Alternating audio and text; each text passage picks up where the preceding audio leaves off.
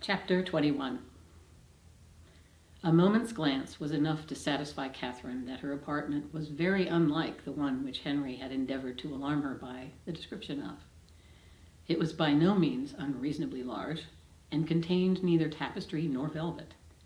The walls were papered, the floor was carpeted. The windows were neither less perfect nor more dim than those of the drawing room below. The furniture, though not of the latest fashion, was handsome and comfortable, and the air of the room altogether far from uncheerful. Her heart instantaneously at ease on this point, she resolved to lose no time in particular examination of anything, as she greatly dreaded disobliging the general by any delay.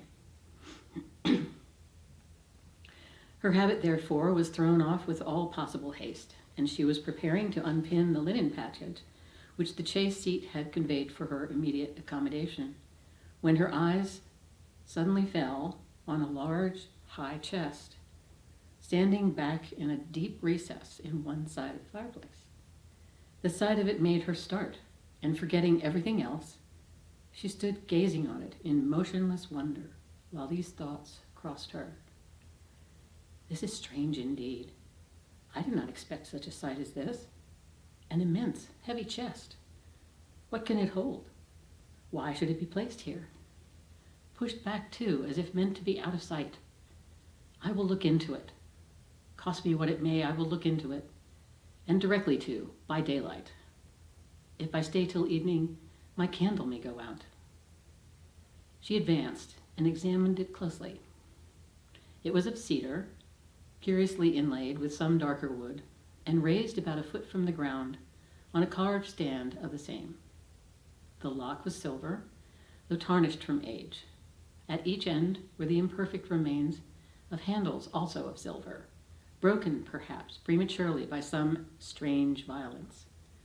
And on the center of the lid was a mysterious cipher in the same metal. Catherine bent over it intently, but without being able to distinguish anything with certainty. She could not, in whatever direction she took it, believe the last letter to be a T. And yet that it should be anything else in that house was a circumstance to raise no common degree of astonishment. If not originally theirs, by what strange events could it have fallen into the Tilney family? Her fearful curiosity was every moment growing greater, and seizing with trembling hands the hasp of the lock, she resolved at all hazards to satisfy herself, at least as to its contents. With difficulty, for something seemed to resist her efforts, she raised the lid a few inches. But at that moment, a sudden knocking at the door of the room made her, starting, quit her hold, and the lid closed with alarming violence.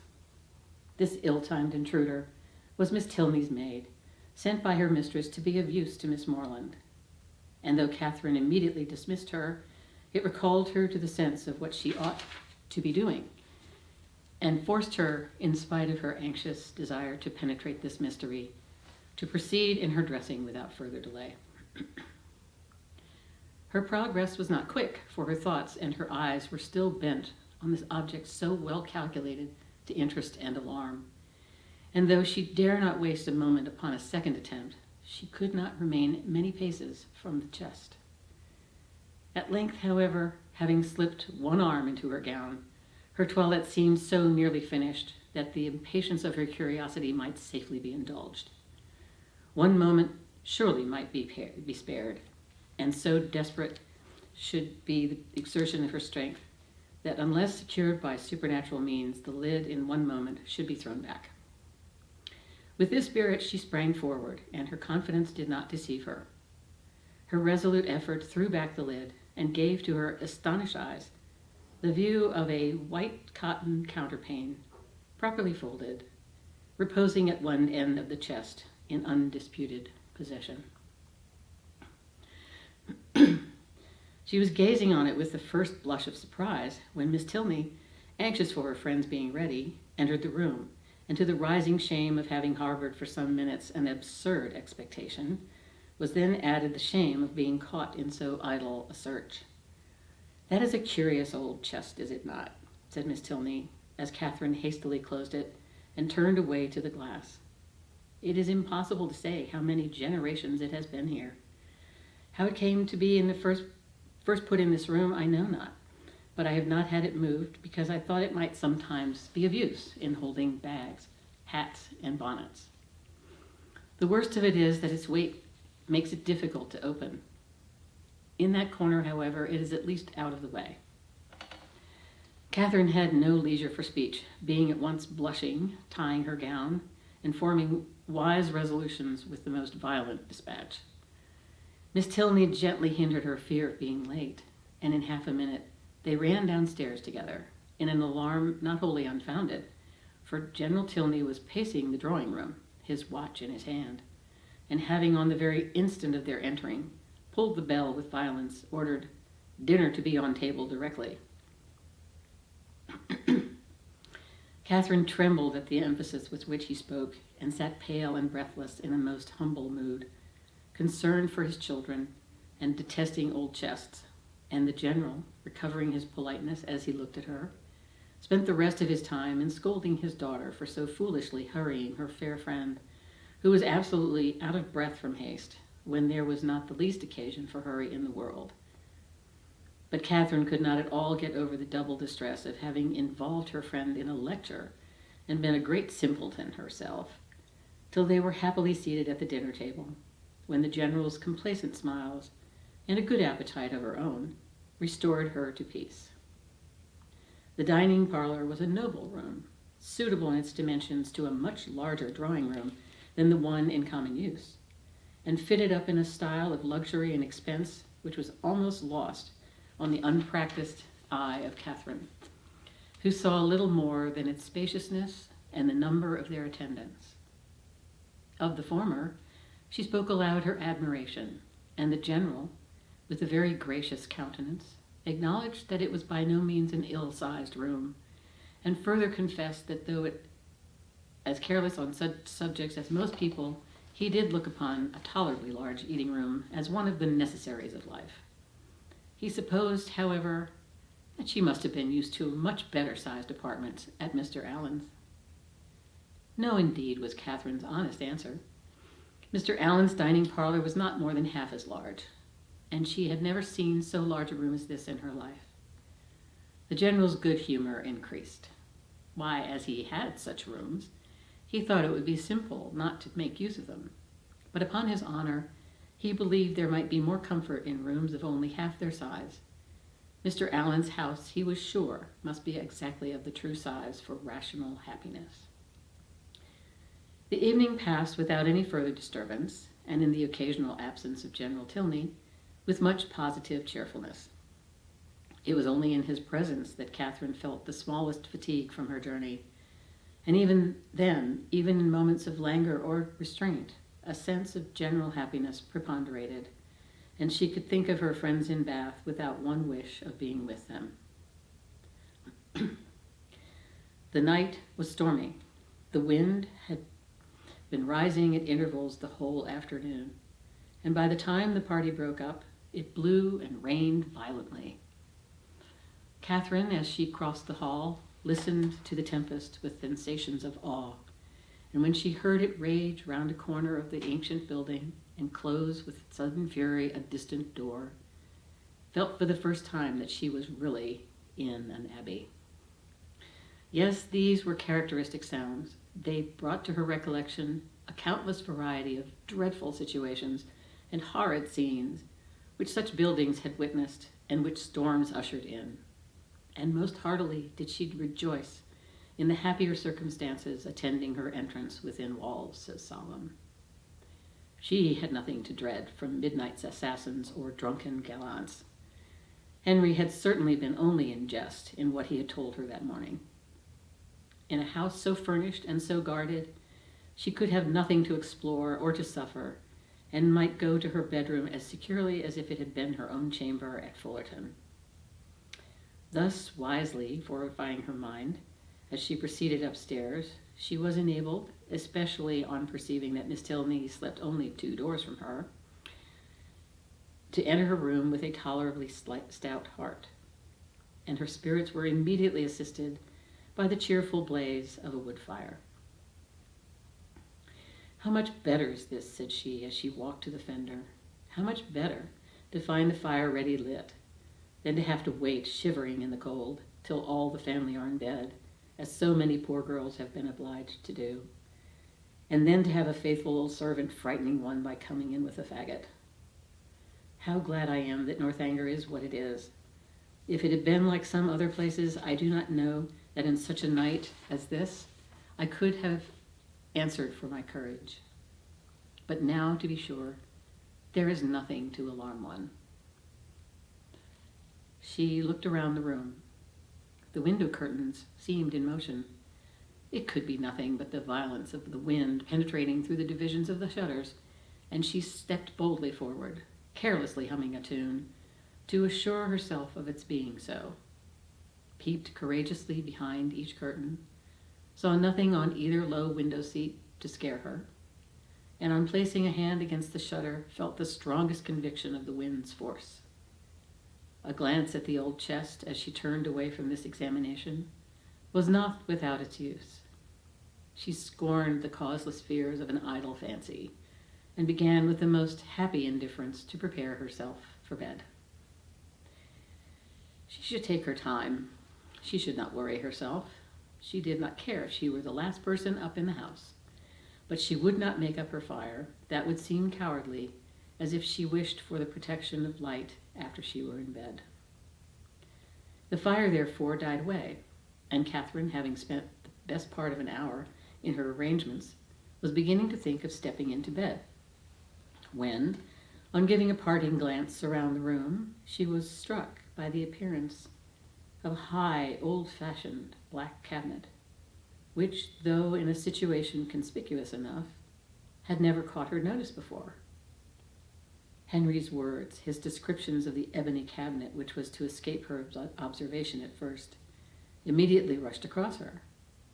And though there could be nothing really in it, there was something whimsical. It was certainly a very remarkable coincidence. She took her candle and looked closely at the cabinet.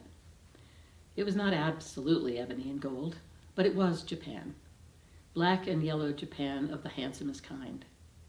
And as she held her candle, the yellow had very much the effect of gold. The key was in the door, and she had a strange fancy to look into it.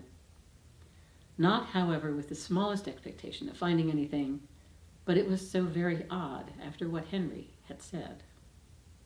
In short, she could not sleep until she had examined it. So, placing the candle with great caution on a chair, she seized the key with a very tremulous hand and tried to turn it. But it resisted her utmost strength. Alarmed, but not discouraged, she tried it another way. A bolt flew, and she believed herself successful. But how strangely mysterious. The door was still immovable. She paused a moment in breathless wonder. The wind roared down the chimney. The rain beat in torrents against the windows, and everything seemed to speak the awfulness of her situation. To retire to bed, however, unsatisfied on such a point, would be vain, since sleep must be impossible with the consciousness of a cabinet so mysteriously closed in her immediate vicinity. Again, therefore, she applied herself to the key, and after moving it in every possible way for some instants, with the determined celerity of hope's last effort, the door suddenly yielded to her hand. Her heart leaped with exultation at such a victory, and having thrown open each folding door, the second being secured only by bolts of less wonderful construction than the lock, though in that her eye could not discern anything unusual, a double range of small drawers appeared in view, with some larger drawers above and below them. And in the center, a small door, closed also with a lock and key, secured in all probability a cavity of importance. Catherine's heart beat quick, but her courage did not fail her. With a cheek flushed by hope and an eye straining with curiosity, her fingers grasped the handle of a drawer and drew it forth.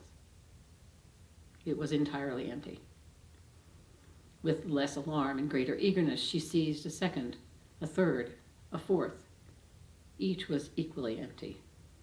Not one was left unsearched, and in not one was anything found. well read in the art of concealing a treasure, the possibility of false linings to the drawers did not escape her, and she felt around each with anxious acuteness in vain.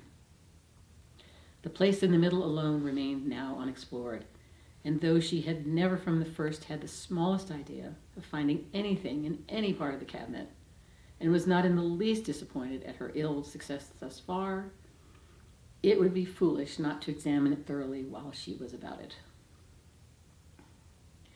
It was some time, however, before she could unfasten the door, the same difficulty occurring in the management of this inner lock as of the outer. But at length it did open, and not vain as hitherto was her search. Her quick eyes directly fell on a roll of paper pushed back into the further part of the cavity, apparently for concealment, and her feelings at that moment were indescribable. Her heart fluttered, her knees trembled, and her cheeks grew pale. She seized with an unsteady hand the precious manuscript. For half a glance sufficed to ascertain written characters, and while she acknowledged with awful sensations this striking exemplification of what Henry had foretold, resolved instantly to peruse every line before she attempted to rest. The dimness of the light of her candle made her turn to it with alarm, but there was no danger of its sudden extinction. It had yet some hours to burn, and that she might not have any greater difficulty in distinguishing the writing than what its ancient date might occasion, she hastily snuffed it. Alas, it was snuffed and extinguished in one. A lamp could not have expired with more awful effect. Catherine, for a few moments, was motionless with horror. It was done completely. Not a remnant of light in the wick could give hope to the rekindling breath. Darkness, impenetrable and immovable, filled the room. A violent gust of wind, rising with sudden fury, added fresh horror to the moment. Catherine trembled from head to foot. In the pause which succeeded, a sound like receding footsteps and the closing of a distant door struck on her affrighted ear. Human nature could support no more. A cold sweat stood on her forehead, the manuscript fell from her hand, and groping her way to the bed, she jumped hastily in and sought some suspension of agony by creeping far underneath the clothes. To close her eyes in sleep that night she felt must be entirely out of the question. With a curiosity so justly awakened and feelings in every way so agitated, repose must be absolutely impossible. The storm, too, abroad, so dreadful. She had not been used to feel alarm from wind, but now every blast seemed fraught with awful intelligence. The manuscript, so wonderfully found, so wonderfully accomplishing the morning's prediction, how was it to be accounted for? What could it contain? To whom could it relate? By what means could it have been so long concealed? And how singularly strange that it should fall to her lot to discover it. Till she had made herself mistress of its contents, however, she could have neither repose nor comfort, and with the sun's first rays she was determined to peruse it. But many were the tedious hours which must yet intervene. She shuddered, tossed about in her bed, and envied every quiet sleeper. The storm still raged, and various were the noises, more terrific even than the wind, which struck at intervals on her startled ear.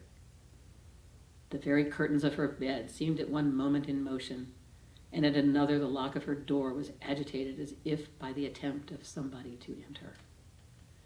Hollow murmurs seemed to creep along the gallery, and more than once her blood was chilled by the sound of distant moans. Hour after hour passed away, and the wearied Catherine had heard 3 proclaimed by all the clocks in the house before the tempest subsided, or she unknowingly fell fast asleep.